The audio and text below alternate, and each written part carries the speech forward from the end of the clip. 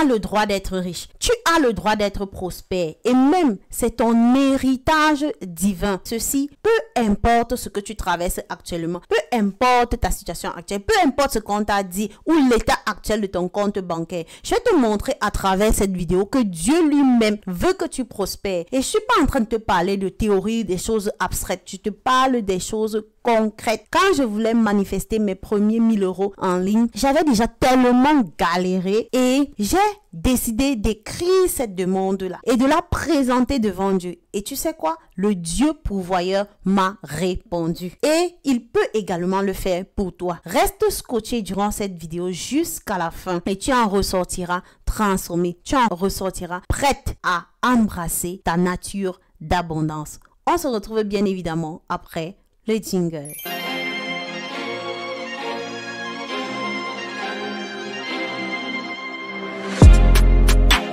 Salut à toi et bienvenue dans cette vidéo. Je suis le docteur Valérie Patricia. Si tu ne me connais pas, dans cette vidéo, nous allons parler des secrets de 5 versets bibliques qui vont te permettre de shifter ton mindset. Si tu avais encore l'habitude de douter des promesses de Dieu pour toi, s'il te plaît, reste scotché. Car durant cette vidéo, je vais partager avec toi des clés de l'abondance financière. Et si tu n'es pas encore abonné à cette chaîne, abonne-toi parce que je partage régulièrement du contenu de valeur qui vont te permettre de shifter non seulement ton mindset, mais de bâtir tes compétences en ce qui concerne le domaine du coaching et de la formation en ligne. Ceci dit, let's go. Le premier verset biblique, et on va le lire ensemble, est tiré de Jérémie 29:11. Car je connais les projets que j'ai formés sur vous, dit l'Éternel, projets de paix et non de malheur, afin de vous donner un avenir et de l'espérance. Je veux que tu saches que Dieu a déjà écrit ton histoire. Si on prend par exemple l'exemple de Joseph, il a été acheté en tant qu'esclave,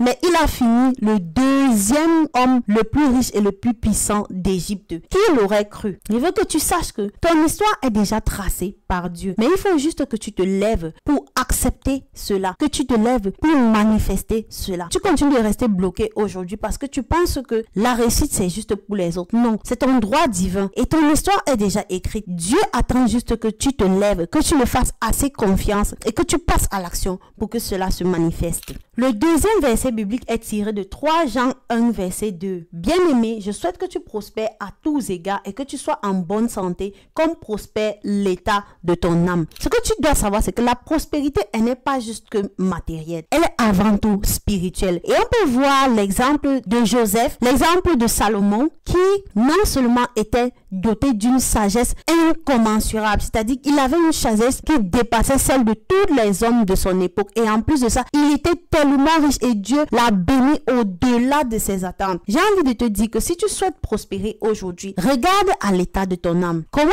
est-ce que est ton âme? Est-ce que tu as toujours des pensées limitantes, des pensées qui te font croire que tu es censé rester dans la pauvreté? Est-ce que tu soignes ton âme? À quoi est-ce que tu penses? Est-ce que quand tu lis ta Bible, tu crois que les promesses qui sont dans la Bible sont également vraies pour toi? Ou alors, dans la vie, tu te dis non, c'est pas pour toi. Tu les lis juste comme ça et tu te dis non, elles sont pas pour toi. J'ai envie de te dire, même si aujourd'hui tu regardes cette vidéo et tu n'es pas chrétien, il faut voir ceux qui ne sont pas chrétiens mais qui croient fermement au fond d'eux qui sont censés réussir. Ils excellent et ils réussissent dans ce qu'ils font parce qu'ils croient que l'abondance là, elle est pour eux. C'est-à-dire, ils connaissent mentalement, ils sont faits pour réussir. Et aujourd'hui, il faut que tu arrives à croire au fond de toi que c'est possible pour toi de réussir, c'est possible pour toi de prospérer et tu vas voir cela se manifester. Le troisième verset biblique est tiré de Philippiens 4 verset 19. Et mon Dieu pourvoira à tous vos besoins selon sa richesse avec gloire en Jésus-Christ. Tu as accès à une source limitée. Dieu est un Dieu illimité. Dieu est un Dieu qui bénit. Regarde Abraham, on l'appelle le père de la foi. C'est-à-dire qu'il a cru aux promesses de Dieu, même quand il était dans des situations où c'était carrément impossible. Dieu l'a béni non seulement avec une progéniture, mais avec des richesses. Quand bien même l'être humain aurait pensé que ce n'était plus possible pour lui, Dieu l'a béni même à la dernière minute. Et je veux que tu saches que peu importe la situation que tu vis aujourd'hui, peu importe l'état dans lequel tu te situes aujourd'hui, Dieu n'a pas encore dit son dernier mot dans ta vie. Le quatrième verset biblique, et j'aime énormément celui-ci, est tiré du Proverbe 31 au versets 16 à 18. Elle pense à un champ et elle l'acquiert. Du fruit de son travail, elle plante une vigne. Elle ceint de force ses reins et elle affermit ses bras. Elle sent que ce qu'elle gagne est bon. Voici ton modèle. La femme du Proverbe 31 est une femme entrepreneur. C'est une femme qui prospère. C'est une femme qui réfléchit, qui pense à un champ et l'acquiert. Napoléon Hill a dit « Think and grow rich ». Pense et deviens riche. La femme du Proverbe 31 pense à un champ et l'acquiert. À quoi est-ce que tu penses aujourd'hui? Est-ce que tu penses à des choses qui te ramènent en arrière? Est-ce que tu penses à comment tu as toujours galéré? Ou bien tu te projettes dans l'avenir et tu te dis c'est aussi possible pour moi de réussir et tu te mets au travail. C'est une femme qui se lève très tôt et donne de la nourriture à sa maison. C'est-à-dire c'est une femme qui bosse. Est-ce que tu bosses? Pose-toi les bonnes questions. Les objectifs que tu écris, est-ce que tu te mets au travail pour que ce soit réalise? C'est de ça qu'il s'agit. Et le verset biblique numéro 5, celui que j'aime énormément aussi, il est tiré de Deutéronome 8 au verset 18. Souviens-toi de l'Éternel ton Dieu, car c'est lui qui te donnera de la force pour acquérir ses richesses. Il n'y a pas de véritable richesse, et je le dis souvent à mes coachés, à ceux qui rejoignent mes programmes, il n'y a pas de véritable richesse en dehors de Dieu. Beaucoup de gens vous parlent du succès, mais ils ne vous disent pas comment ils prient en secret pour que Dieu bénisse leur projet. Il n'y a pas de véritable richesse en dehors de Dieu. C'est pourquoi tu vas voir certaines personnes ont de l'argent mais sont dépressifs. Certaines personnes ont de l'argent mais dans leur foyer, il n'y a pas la paix. Il n'y a pas la paix. Si tu veux la prospérité à tous égards, si tu veux véritablement être riche, tu dois savoir qu'à un moment donné, il y a un niveau de richesse que tu ne peux pas acquérir par tes propres forces. C'est-à-dire que toi-même, quand tu as un certain type de résultat, tu comprends que c'est une force surnaturelle qui a mis la main pour que ça se concrétise.